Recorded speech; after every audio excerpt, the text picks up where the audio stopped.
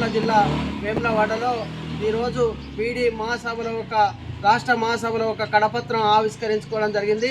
ప్రధానంగా ఈ బీడీ పరిశ్రమలో లక్షలాది మంది బీడీ కార్మికులు పనిచేస్తూ ఉన్నారు.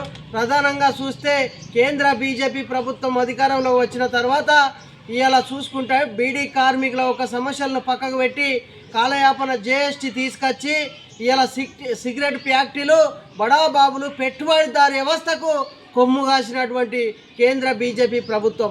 ప్రధానంగా ఇలా చూస్తే కనీస పినిసిని 6,000 రూపాయలు ఇవ్వాలనేది, ఇలా వాళ్ళ మంజూరుకు తగ్గ వేతనం ఇవ్వాలన్నప్పటికీ ఆ వేతనాల సవరణలో కూడా లోపాలు జరుగుతూ ఉన్నాయి. ప్రధానంగా ఆకు కోత, తంబాకు కోత, ఇలా బీడీ తుట్టి అన్నీ జరుగుతూ ఉన్నాయి. కానీ రాష్ట్ర ప్రభుత్వం కానీ కేంద్ర ప్రభుత్వాలు దీని మీద బీడీ కార్మికుల ఈ ఆకు మీద కానీ ఇలా ఎలాంటి జీఎస్టీ పేరుతో ఇలా వేలాది రూపాయలు వసూలు చేస్తూ బీడీ పరిశ్రమను కుంటు పట్టించే పరిస్థితులలో బీడీ పరిశ్రమ మగ్గుతూ ఉంది. ప్రధానంగా మేము ఒకటే అడుగుతూ ఉన్నాం, కేంద్ర బీజేపీ ప్రభుత్వం 10 సంవత్సరాల పరిపాలన కాలంలో 11వ సంవత్సరంలో అడుగుపెట్టిన క్రమంలో ఇలా బీడీ కార్మికుల కోసం ఎలాంటి ఆలోచన చేయలే.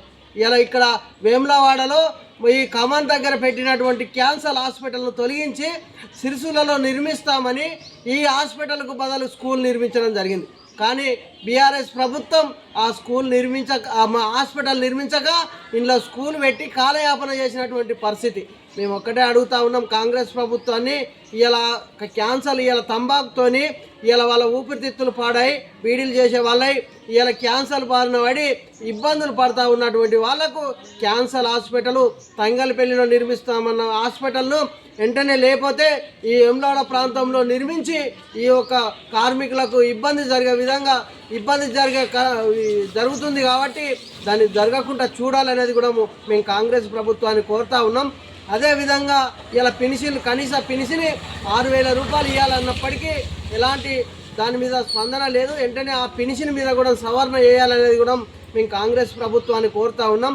ఈ మహాసభకు ఇలా బీడీ కార్మికులు అందరూ చాటావాలా, ఇలా గంపవాలా, బీడీ ప్యాకర్, సీకరు అందరూ కూడా బీడీలు చేసే కార్మికులు కూడా అధిక సంఖ్యలో కొరుట్లకు హాజరై ఈ మహాసభను విజయవంతం చేయాలని కూడా మేము ఏఐటీసీగా పిలుపునిస్తూ ఉన్నాం. ఈ జిల్లా సెక్రటరీగా అందరూ కూడా కలిసికట్టుగా మన హక్కుల కోసం పోరాటం చేయవలసిన అవసరం ఉందని సందర్భంగా తెలియజేస్తూ ఉన్నాం.